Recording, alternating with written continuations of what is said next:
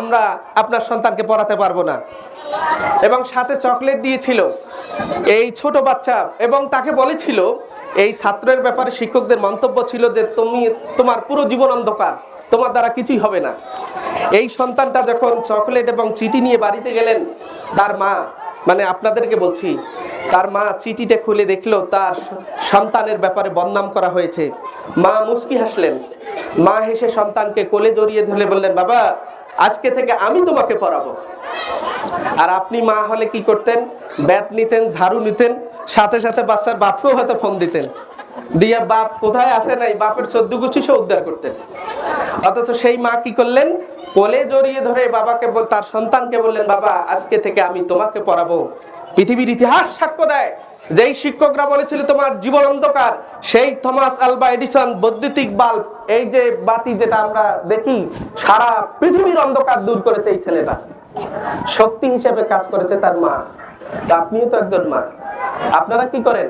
আপনারা সন্তান একটা পরীক্ষায় খারাপ করলে সন্তানের 14 গোষ্ঠী উদ্ধার করে দেন। আমি করজোরে অনুরোধ করবো মায়েরা আমার, সন্তানকে কখনো নেগেটিভ শব্দ ব্যবহার করা যাবে না। সন্তানকে ভালোবাসতে হবে, শাসনও করতে হবে, আবার ছেড়ে দেওয়া যাবে না। আল্লাহ পাক কোরআনুল কারীমে বলেছেন, ওয়া তারাকনা আলাইহি ফিল আখিরিন।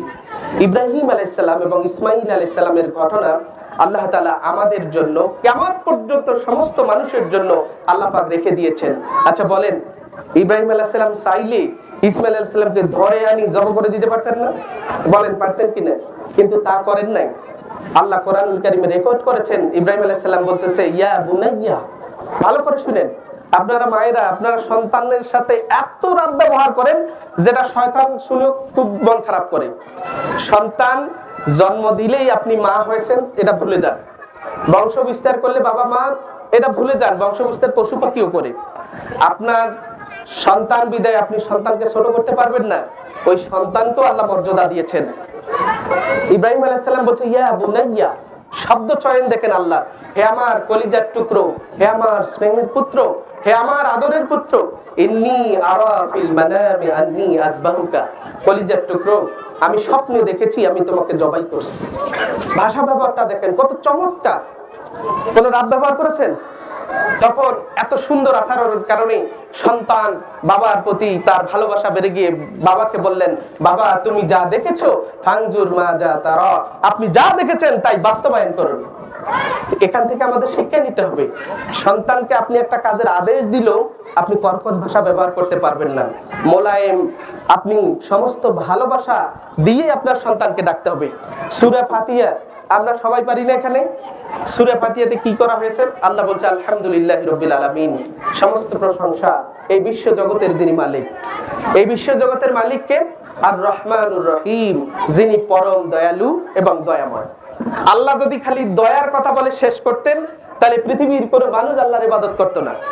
আমি যে জিনিসটা বুঝাতে চাচ্ছি, সন্তানকে ভালোবাসতে হবে, শাসনও আদরও করতে হবে, শাসনও করতে হবে। আল্লাহ বলছেন আর রহমানুর রহিম, আমি পরম করুণাময় দয়ালু। এই কথার উপর তোমরা কি থাকিও না, চুপ থাকিও না। আমি কিন্তু মালিক ইয়াউমিদ্দিন, আমি কিন্তু বিচার দিনের মালিক, আমি কিন্তু হিসাব নেব। সুতরাং ভালোবাসতে ঠিক আছে, কিন্তু হিসাব কিন্তু নেব। কথা কি বুঝতেছেন? আল্লাহ বলছে আমি রহমানুর রহিম, ঠিক আছে, আমি কিন্তু তোমাদের হিসাব নেব, আমি কিয়ামতের বিচার দিনের কিন্তু মালিক। দেখেন আল্লাহ একদিকে ভালোবাসা দিলেন, আর একদিকে কিন্তু আল্লাহ আমাদেরকে শাসন করলেন।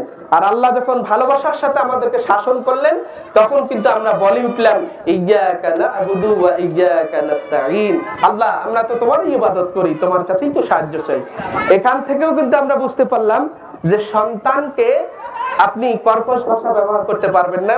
সন্তানকে আপনি ভালোবাসাও দিবেন, আবার সাথে সাথে সন্তানকে আপনি কি করবেন? শাসনও করবেন। যদি এটা আমরা করতে পারি তাহলে আমাদের সন্তানগুলো আদর্শ সন্তানে পরিণত হবে।